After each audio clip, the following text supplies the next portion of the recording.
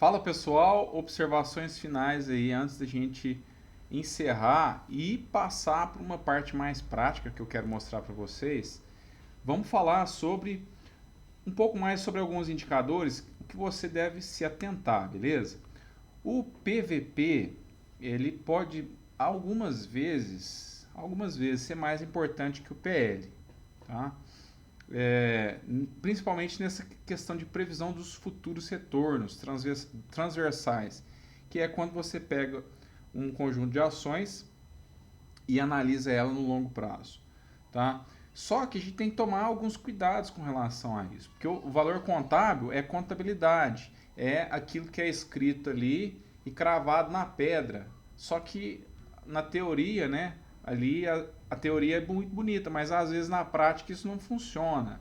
Por quê? Porque o tempo passa, o que você coloca no lançamento contábil tem toda aquela questão de ser lançado antes e depois ter faturado, enfim, tem várias questões que a gente viu aí que tem esse descasamento de tempo, né, por conta da contabilidade brasileira adotar aqueles regimes lá que a gente viu de competência, enfim. É, o valor contábil, se a gente analisar o dado seco, ele não vai se ajustar, ele não vai modificar com relação ao valor de mercado. Então, o valor contábil ali, se a gente analisar hoje, a gente pode estar analisando de 2 meses atrás, que também já pode estar antigo, se comparado com o que está hoje, né? A questão de pesquisa e desenvolvimento, os investimentos ali, os gastos em pesquisa e desenvolvimento, que vão trazer um retorno superior no futuro. A parte contábil, ela não traduz isso muito bem, tá? É, por exemplo, ela não é tão adequada para explicar os retornos, né? Que a gente, por exemplo, tem o valor, o PVP lá, só que como é que a gente vai saber se a gente vai ter um retorno de 20 ou 30% se o PVP está abaixo de 1? A gente não sabe direito. Agora, se a gente fizer, por exemplo, o modelo de Gordon ali, que é de análise de pagamento de dividendos futuros, por exemplo, a gente já tem uma previsão do que a gente poderia ter de retorno, que seria mais garantido, explicaria melhor do que fazer isso que a gente falou, né? Ou o próprio PL também, o PL costuma voltar para a média ali, que é 15. Lógico que tem a tendência de aumentar esse PL ao longo do tempo, mas é uma referência. O fluxo de caixa, que a gente pega o caixa da empresa, os recebimentos, a gente tem como prever isso fazendo um modelo de fluxo de caixa descontado. O valor contábil também no futuro ele pode ser cada vez mais incompleto também, por conta de da propriedade intelectual também. A Apple, vamos supor, né? Por exemplo, ela tem uma propriedade intelectual muito grande, ela tem know-how em fazer iPhones, em produtos tecnológicos. E isso não está muito bem traduzido ali no valor patrimonial. Tudo bem, tem o goodwill, quando a empresa adquire outra, que a gente inclui, tudo bem, mas assim, o valor da marca, as pessoas ali, né, o capital intelectual, a cabeça das pessoas, né, como é que você coloca a cabeça do Steve Jobs num lançamento contábil? Como é que você valora? Como é que você faz um lançamento contábil disso? É difícil. Qual que é esse valor? Ah, esse ponto fraco também tem a questão dos ajustes, por exemplo, de um período para outro. Às vezes teve uma apuração que foi feita no ano anterior, mas que teve reflexo só no outro ano, que aí pode envolver estoque, depreciação, enfim. Ele é usado bem em alguns tipos de negócios. Em outros ele é muito ruim de ser usado, por exemplo, numa empresa de tecnologia. Ele é ruim de ser usado porque a empresa de tecnologia basicamente não tem nada de ativos. Ele tem computadores, tem um escritório e tem o capital intelectual, que a gente falou do Steve Jobs. Como é que eu coloco aquilo no ativo? Não tem jeito. Só que ela vale muito, vale muitas vezes. O PVP é muito alto, é 10, 20. Aí você fala, nossa, que PVP caro. Só que a empresa de tecnologia ela não tem ativos, basicamente. Ela tem um software. quanto vale um software? Você põe num pendrive, não tem como, não é igual um carro, né? Que tem um valor que a gente sabe, não é igual um imóvel. Empresa de tecnologia não tem imóveis, basicamente, tem poucos imóveis, não tem ativos, certo? Então, ele é melhor para empresas físicas, né? Vamos supor, a Gerdau, que tem ali o aço, que tem o estoque de aço, que tem ali a máquina que faz, né? A caldeira. É bom para empresas financeiras que têm dinheiro ali. Então, assim, coisas físicas, coisas que são muito físicas, o PVP ele ajuda. Coisas que são muito virtuais, vamos dizer assim, ela não é tão boa, né? O PL funciona mais para empresas maduras. E sempre o histórico, tá, pessoal? Sempre o histórico de PL. Questão aí de fluxo de caixa, né? Que o lucro se aproxima bastante do fluxo de caixa livre. Beleza. Também, a empresa que cresce muito, por exemplo, empresas de tecnologia, principalmente nas fases iniciais, ela pode ter PLs maiores e é até normal que tenha. Por quê? Porque a empresa ela às vezes está lucrando muito pouco, muito pouco. E aí o preço, PL é preço e lucro, né? Então se o preço lá na bolsa está alto e o lucro está baixo, o que acontece quando o numerador é alto e o denominador é baixo? O PL explode, né? Fica muito alto. Ou seja, a empresa de alto crescimento tende a ter um PL muito maior. Curto prazo, no início ali, né? Nas suas operações. E então, assim, por que isso? Porque também, né? Também por quê? Porque o preço está alto, por quê? Porque o pessoal acha que essa empresa está lucrando pouco, mas daqui 5 anos vai lucrar muito. Ela está no início das operações, ela vai ser um negócio muito promissor daqui 2 anos, 3 anos, 5 anos. Então o PL já está alto, né? Só que aí você tem que ver por outro lado também. Por outro lado, o que? O PL muito alto quer dizer que no futuro o preço já está tão alto que já está prevendo que no futuro essa ação vai ser muito boa. Esse negócio vai ser muito bom. Mas aí qual que é a vantagem de eu entrar agora, já que o preço já está muito alto? Então tem que ver tudo isso aí, né? Beleza. Optar pelo PL histórico, falamos.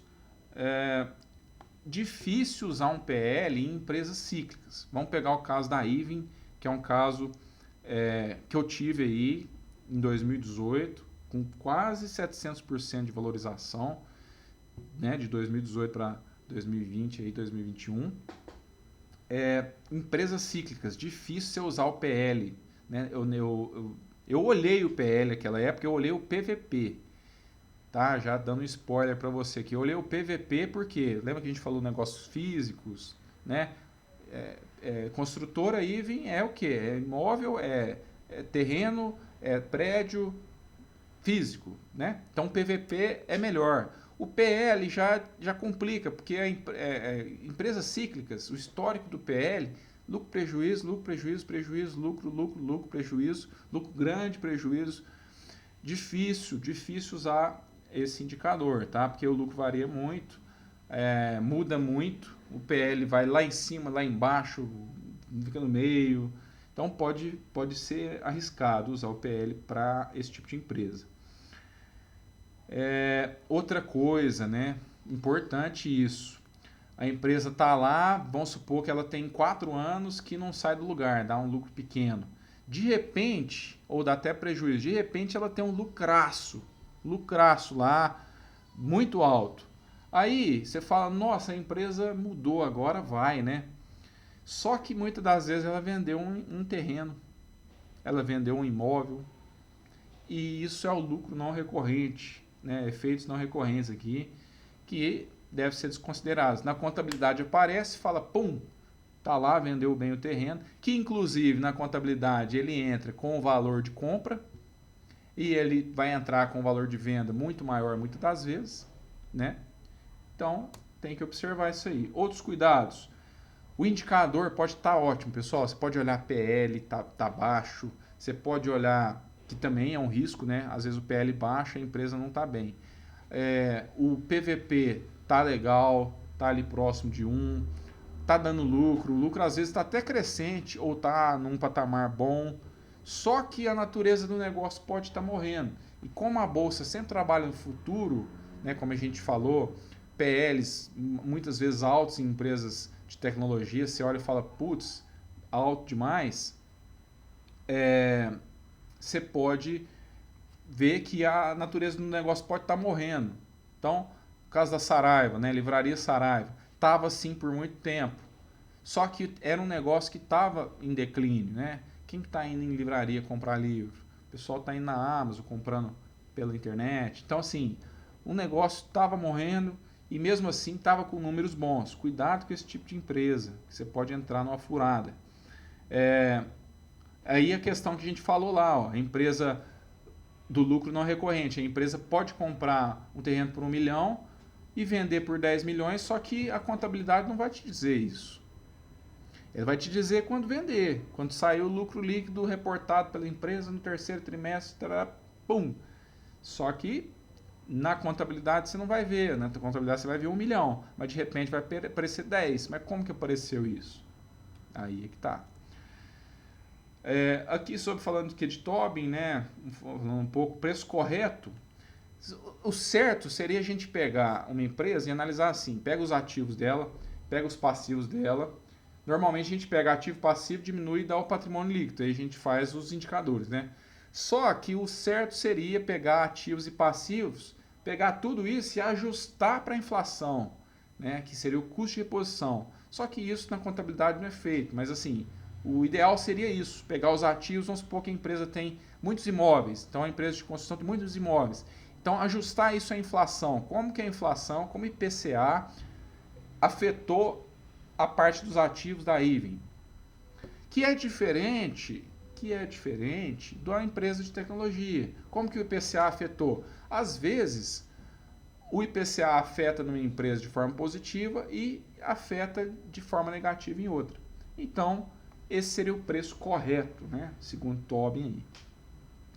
Qual que é a tendência? Pessoal, a gente já comentou um pouco sobre isso, mas qual que é a tendência para o futuro, né?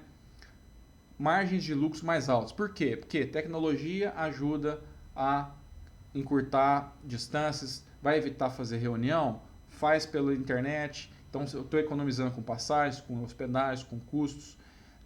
Empresas com mais tecnologia evita desperdício de tempo, desperdício de pessoal, eficiência, aumenta a eficiência. E empresas de software ainda mais, né? Que você tem custo pequeno e vende muito, vende aluguel de software, enfim.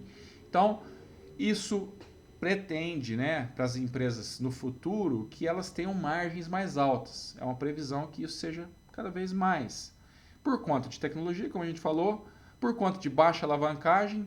Por quê? Porque as empresas vão ter mais caixa com isso, vão poder ter mais dinheiro, vão ter mais lucro, vão ter mais caixa, vão ter como financiar os próprios projetos sem precisar ficar pegando dinheiro emprestado. E com vendas no exterior, então com globalização, com novos mercados, abertura de mercados, vai ser possível, por exemplo, no Brasil, quando tiver o dólar muito alto, o Brasil exportar mais, ter mais lucros lá fora do que tem vendendo aqui dentro. Então, vendas no exterior, nesse caso, faria com que as margens de lucro dessas empresas aumentassem. Beleza? Então é isso, pessoal. Essa frase do George Soros, né, é muito bacana, um dos maiores investidores do mundo. Fala que se você tiver legal, não, comprei ação, se divertindo, vendo lá as valorizações, cuidado com isso, porque isso pode ser passageiro. Pode ser que você não tenha ganhado, não esteja ganhando dinheiro. Que os bons investimentos são chatos, que é até uma outra frase do Warren Buffett que fala que os bons investimentos são recebidos com bocejos e não com foguetes, né? Beleza, pessoal? Obrigado e até a próxima.